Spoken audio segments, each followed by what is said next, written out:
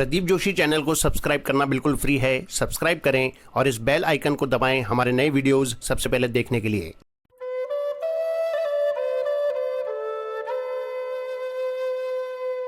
महाराज जी के शब्दों में तत्व ज्ञान की प्राप्ति में दो मुख्य बाधाएं हैं, मोह और शास्त्रीय मतभेद।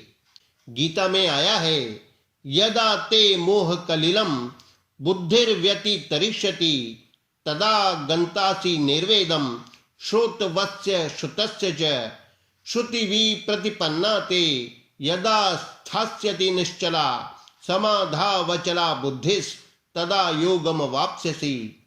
जिस समय तेरी बुद्धि मोह रूपी दलदल को तर जाएगी, उसी समय तू सुने हुए और सुनने में आने वाली भोगों से वैराग्य को प्राप्त हो जाएगा। जिस काल में शास्त्रीय मतभेदों से विचलित हुई तेरी बुद्धि निश्चल हो जाएगी और परमात्मा में अचल हो जाएगी, उस काल में तू योग को प्राप्त हो जाएगा। अज्ञान अविवेक को मोह कहते हैं। अविवेक का अर्थ विवेक का अभाव नहीं है, प्रत्युत विवेक का अनादर है।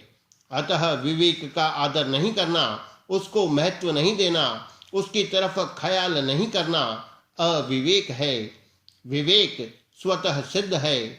विवेक ज्ञान साधन है और तत्व ज्ञान साध्य है। जैसे साध्य रूप तत्व ज्ञान स्वतः सिद्ध है, ऐसे ही साधन रूप विवेक ज्ञान भी स्वतः सिद्ध है। अज्ञान का चिन्ह राग है। रागो लिंगम बोधस्य चित्त व्यायाम भूमिषु।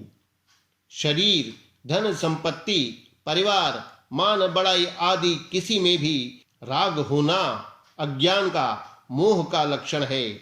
जितना राग है उतना ही मोह है, उतना ही अज्ञान है, उतनी ही मूढ़ता है, उतनी ही गलती है, उतनी ही बाधा है। इस राग के ही काम, क्रोध, लोभ, मोह, मद, मत्सर आदि अनेक रूप हैं। दूसरी बाधा है श्रुति वि प्रतिपत्ति, अर्थात शास्त्रीय मतभेद। कोई कहते हैं कि अद्वैत है, कोई कहते हैं कि द्वैत है, कोई कहते हैं कि विशिष्टाद्वैत है, कोई कहते हैं कि शुद्धाद्वैत है, कोई कहते हैं कि द्वैताद्वैत है, कोई कहते हैं कि अचिंत्य भेदा भेद है। इस प्रकार अनेक मतभेद हैं। इन मतभेदों के कारण साधक की बुद्धि भ्रमित हो जाती है और उसके लिए यह निश्चय करना बड़ा कठिन हो जाता है कि कौन सा मत ठीक है, कौन सा बेठीक है।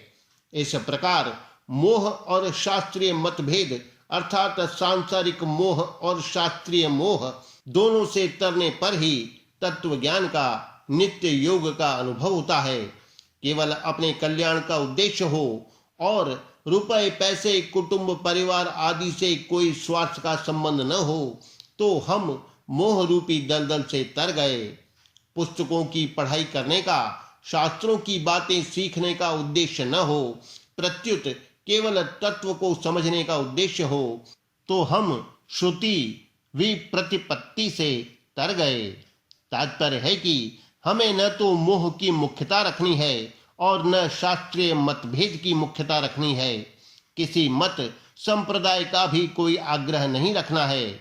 इतना हो जाए तो हम योग के, तत्व ज्ञान के अधिकारी हो गए।